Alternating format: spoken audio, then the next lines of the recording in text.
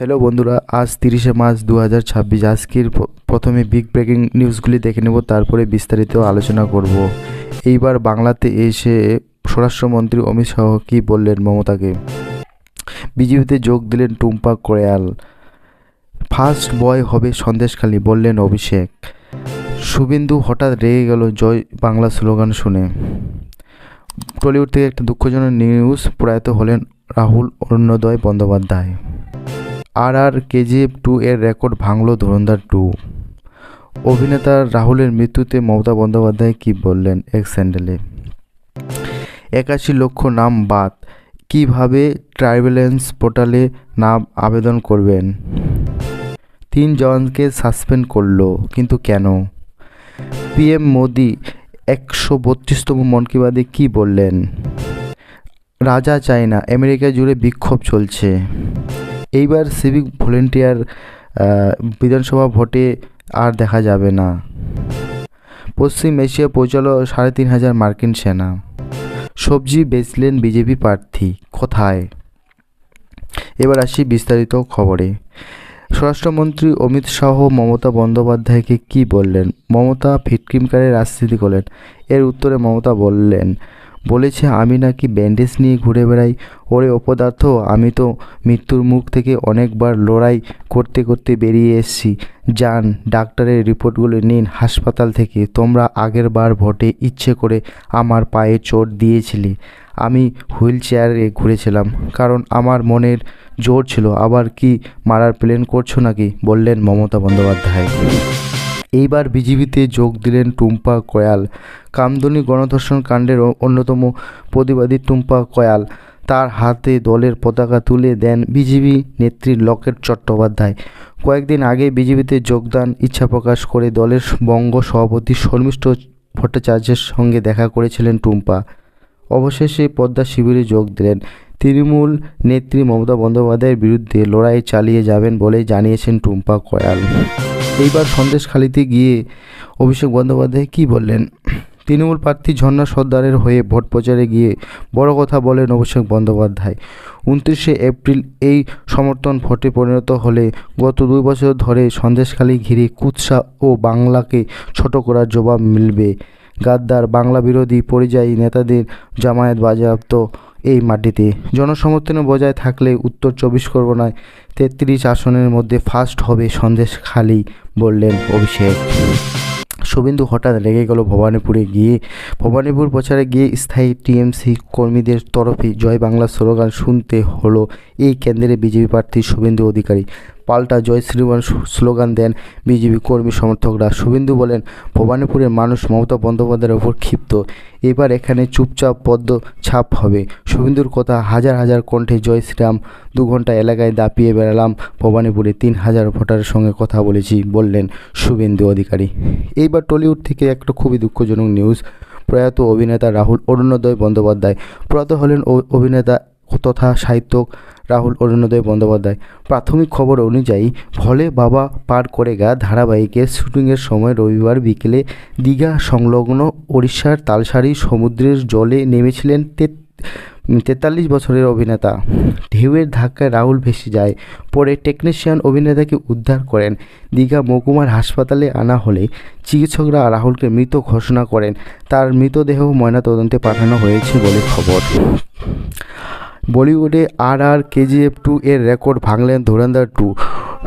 রণবীর সিংয়ের অভিনীত ধুরন্ধর 2 মাত্র 13 দিনে বিশ্বজুড়ে 1252 কোটি টাকা আয় করে। 1213 কোটি, KGF 2 1215 কোটি এর রেকর্ড ভেঙে দিয়েছে। বর্তমানে এটি 5ম সর্বোচ্চ অধিকারী ভারতীয় ছবি। আশা করা হয়েছে শীঘ্রই এটি প্রথম পর্বের 1300 কোটির রেকর্ডও ছাড়িয়ে যাবে। বক্স অফিসে এই ছবির অভাবনীয় জয়যাত্রা অব্যাহত রয়েছে। অভিনেতার মৃত্যুতে শোকাহত করলেন মমতা বন্দ্যোপাধ্যায় এক্স হ্যান্ডেলে কী বলেন। অভিনেতা রাহুল অরুণোদয় বন্দ্যোপাধ্যায় আকস্মিক প্রাণে হতচকিত হয়ে গিয়েছেন বাংলার মুখ্যমন্ত্রী মমতা বন্দ্যোপাধ্যায়। বিশিষ্ট তরুণ ও জনপ্রিয় অভিনেতা রাহুল অরুণোদয় ব্যানার্জি হঠাৎ আর আমাদের মধ্যে নেই। এই খবর পেয়ে আমি হতচকিত, মর্মাহত, শোকাহত। কী করে যে কী হয়ে গেল আমি কিছুই বুঝে উঠতে পারছি না। সে আমার খুব পছন্দের অভিনেতা ও মানুষ ছিল, এক্স হ্যান্ডেলে মমতা লিখে বললেন। এত লক্ষ নাম বাতিল। এসআইআরের ভোটার তালিকা থেকে প্রায় 81 লক্ষর বেশি নাম বাতিল হয়েছে। এইবার আপনারা নির্বাচন কমিশনে ট্রাইব্যুনাল পোর্টাল চালু করলো। এবার নির্বাচন কমিশনে ট্রাইব্যুনাল পোর্টালে কীভাবে আবেদন করবেন? অনলাইনে এই ওয়েবসাইটে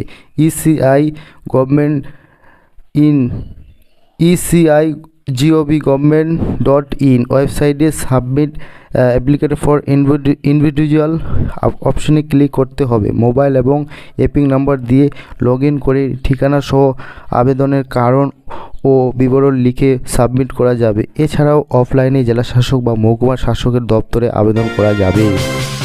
3 জওয়ানকে সাসপেন্ড করলো, কিন্তু কেন? কেন্দ্রীয় তৃণমূলের দলীয় কার্যালয়ে বসে ক্যারাম খেলছিলেন কেন্দ্রীয় বাহিনীর জওয়ানরা, এমনটি অভিযোগ উঠেছে বীরভূমের। অভিযোগ, ক্যারাম খেলার সময় তাদের পরনে ছিল বাহিনীর পোশাক, সঙ্গে তৃণমূলের স্থানীয় নেতাকর্মীরাও ছিল। সিউড়ি এই ঘটনায় ভিডিও সমাজ মাধ্যমে ছড়িয়ে পড়েছে।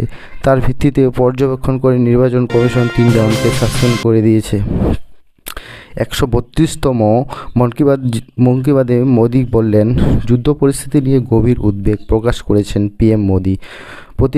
প্রতিবেশী অঞ্চলের এই দীর্ঘস্থায়ী যুদ্ধকে একটি কঠিন চ্যালেঞ্জ হিসেবে বর্ণনা করে তিনি দেশবাসীকে একজোট হয়ে লড়ার ডাক দিয়েছে। প্রতিকূল পরিস্থিতির সুযোগ নিয়ে রাজনীতি করা বা আতঙ্ক ছড়ানোর বিরুদ্ধে তিনি কড়া বার্তা দিয়েছেন। কোভিড পরিস্থিতি উদ্ধার টেনে তিনি সকলকে ধৈর্য ও সংহতি বজায় রাখার অনুরোধ জানিয়েছেন। আমেরিকায় চলছে শুধু বিক্ষোভ, আমরা রাজা চাই না। আমেরিকার প্রেসিডেন্ট ডোনাল্ড ট্রাম্পের বিরুদ্ধে তার দেশের পথে নেমেছেন হাজার হাজার মানুষ। ফের শুরু হয়েছে নো কিং আন্দোলন।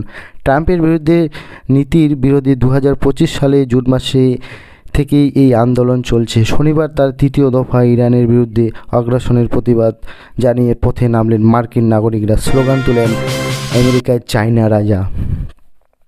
ভোটের ডিউটি থেকে বাদ সিভিক ভলেন্টিয়াররা। বিধানসভা ভোটের ডিউটিতে সিভিক ভলেন্টিয়ারদের রাখা যাবে না, নির্বাচন কমিশন সাফ জানিয়ে দিল। এ সংক্রান্ত একটি লিখিত নির্দেশিকা জারি করেছে। নির্দেশিকা রাজ্য সব জেলায় এসপি এবং পুলিশ কমিশনারকে জানানো হয়েছে। ভোটের ডিউটিতে কোনো অবস্থায় সিভিকদের রাখা যাবে না। যদি দেখা যায় ভোটের সময় কোনো রাজনৈতিক দলের হয়ে সিভিকরা কাজ করছেন, তবে তাদের কড়া শাস্তির মুখে পড়তে হবে বলে সতর্ক করা হয়েছে। পশ্চিম এশিয়ায় পৌঁছালো 3,500 মার্কিন সেনা। ইরানের সঙ্গে যুদ্ধের মধ্যে পশ্চিম এশিয়ার সামরিক শক্তি বাড়াচ্ছে আমেরিকা। মার্কিন সেন্ট্রাল কমান্ডার জানিয়েছেন, 3,500 বেশি মেরিন ও নৌসেনার সদস্য নিয়ে ইউএসএ ট্রিপল যুদ্ধজাহাজে শনিবার এই অঞ্চলে পৌঁছেছে। এর ফলে গত 20 বছরে এই অঞ্চলে এটি সবচেয়ে বড় মার্কিন সামরিক সমাবেশ বলে মনে করা হয়েছে। প্রকাশিত ছবি দেখা গিয়েছে সেনার যুদ্ধের পরিস্থিতি রয়েছে। এইবার সবজি বিক্রি করলেন বিজেপি প্রার্থী। পরে সাদা পাজামা পাঞ্জাবি গলায় বিজেপির উত্তরীয় ভরা বাজারে ত্রিপল বিছিয়ে বসে আছেন রানীবাঁধের বিজেপি প্রার্থী ক্ষুদিরাম টুডু। সামনে লাইন করে রাখা আলু, পটল, অন্য সবজি, তার পাশে টাটকা শাক, হাতে দাঁড়িপাল্লা নিয়ে কুমড়ো ওজন করছে তিনি। সাদা খুব সস্তা নিয়ে যান, ভিড় করে এলেন আশেপাশে সাধারণ মানুষ। শনিবার বাঁকুড়ার রানীবাঁধ ব্লকের ঝিলমিলি পাহাড়ের হাটে